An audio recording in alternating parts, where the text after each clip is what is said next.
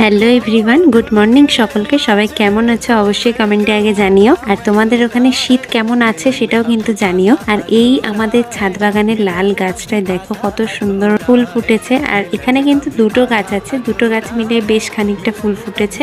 আর আমার বাড়ির পেছনেই তো মাঠ আছে, যারা আমার ডেলি ব্লগ দেখো তারা জানো সেখানে সর্ষে হয়েছিল আর এগুলো আজকে কাটতে এসছে। আর আমার বাড়ির শেডের মধ্যে এটা কে বাসা করেছে দেখো। আমি আগে থেকে ক্যামেরাটা অন করে রেখেছিলাম যাতে ও বেরোনোর সময় আমি তোমাদেরকে শেয়ার করতে পারি। দেখো আমি না রোজ ছাদে যাই আর একবার করে দেখি আর ভাবি যে এটা নড়ছে মানে ও বেরোবে।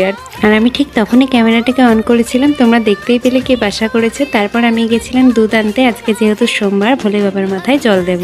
আর শীতকালে আমার ছাদে প্রায় অনেকগুলো গাছ লাগিয়েছে মা আর বাপি মিলে, অনেক ফুল গাছ আছে তো। আর জবা গাছে তো প্রায় অনেক ভ্যারাইটিস আছে, তো সেখানেই তো প্রচুর ফুল ফোটে। আর তার জন্যই এখান থেকে আমি ফুল তুলে নিচ্ছি। এখন গাঁদা গাছেও দেখতেই পাচ্ছ কত ফুল হয়েছে। তোমাদের কার কার বাড়িতে এরকম সুন্দর ছাদ বাগান আছে আর কার কার ফুল ভালো লাগে অবশ্যই কিন্তু কমেন্টে জানিও। তারপর আমি এই ফুলগুলোকে তুলে নিয়ে সুন্দর করে ধুয়ে নিয়ে নিচে চলে এসেছি এখন বাবার মাথায় জল ঢালতে।